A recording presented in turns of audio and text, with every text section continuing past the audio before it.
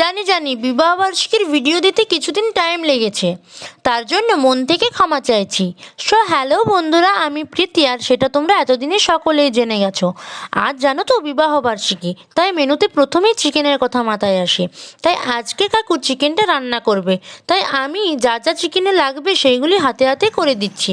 আমাদের পরিবারের সদস্য সংখ্যা অনেক, তাই আমাদের কোনো কিছু প্রোগ্রাম করলে এটা মাথায় আসে না যে কে রান্না করবে বা কে খাবার কিনবে। আমাদের পরিবারটা একান্নবর্তী পরিবার, তাই সুবিধাটাও অনেক বেশি।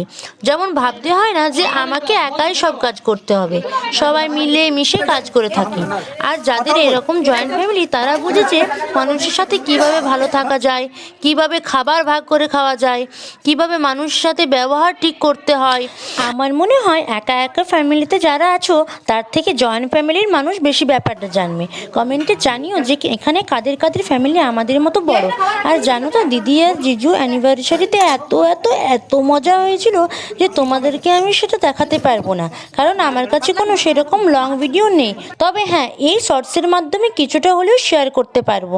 আর দেখো, তোমাদের সাথে সাথে কথা বলতে এটা তো বলাই হয়নি যে আজকের মেনুতে কী কী হয়েছিল। তবে সেটা এই ভিডিওতে বলবো না, সেটা অন্য ভিডিওতে বলবো যে ডেকোরেশন ও মেনুতে কী কী ছিল।